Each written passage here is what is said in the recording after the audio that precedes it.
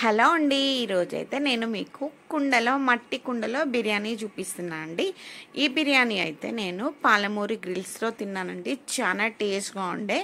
ఆ రోజు నుంచి ఎప్పుడైనా ఇంట్లో ట్రై చేయాలని కొంచెం అయితే నేను ట్రై చేశాను. అంతే టేస్ట్గా చాలా బాగుందండి. చాలా బాగా అంటే చాలా బాగా వచ్చింది బిర్యానీ మాత్రం. ఈ పాలమూరు గ్రిల్స్ అనేది రెస్టారెంట్ అయితే మనకి శంషాబాద్ ఫ్లైఓవర్ ఎక్కుతాం కదండి, ఎయిర్పోర్ట్ వెళ్తుంటే అక్కడ మనకి రైట్ సైడ్ అయితే కనిపిస్తుంది. అక్కడ అన్నీ చాలా బాగుంటాయి. అక్కడ నేను ఈ బిర్యానీ అయితే టేస్ట్ చేశాను.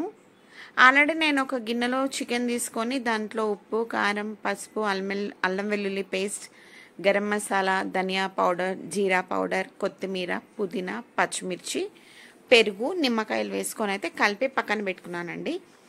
ఇప్పుడు ఈ కుండలో మనం రైస్కి సరిపడా వాటర్ వేసుకోవాలి. వేసుకొని కొత్తిమీర, పుదీనా, హోల్ గరం మసాలా వేసుకోవాలి. కొంచెం సాల్ట్ వేసుకోవాలి.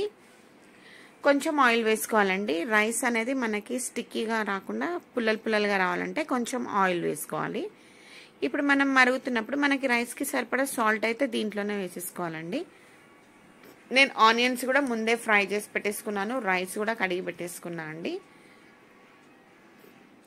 ఇట్లా మసులుతున్న ఈ వాటర్లో మనం కడిగి పెట్టుకున్న రైస్ వేసేసుకోవాలి.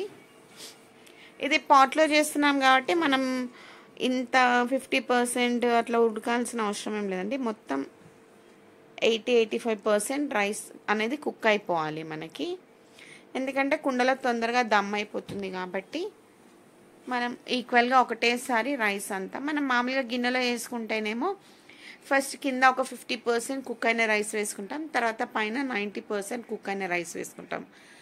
కుండలో మాత్రం అలా కాదండి, ఈక్వల్గా కుక్ అయిపోయిన రైస్ని మాత్రమే వేసేసుకుంటాం. చాలా త్వరగా అంటే ఒక 5 minutesలో అయితే మనకు బిర్యానీ రెడీ అయిపోతుందండి.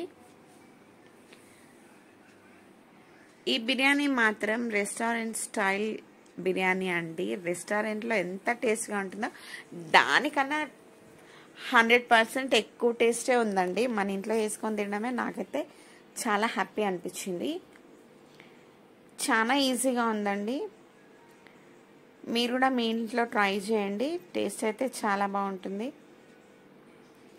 మనం రైస్ అంతా ఇప్పుడు ఒక బౌల్లోకి వేసేసుకోవాలండి. చిల్లులో చింతపండుది ఉంటుంది కదండి, దాంట్లో వేసేసుకోవాలి.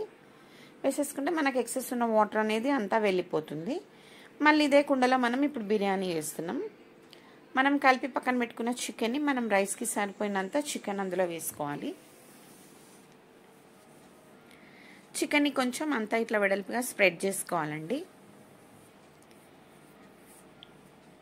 ఇట్లా స్ప్రెడ్ చేసుకున్న తర్వాత మనం ఇందాక పక్కన వార్చి పెట్టుకున్నాం కదండి, రైస్ అనేది మొత్తం వేసేసుకోవాలి.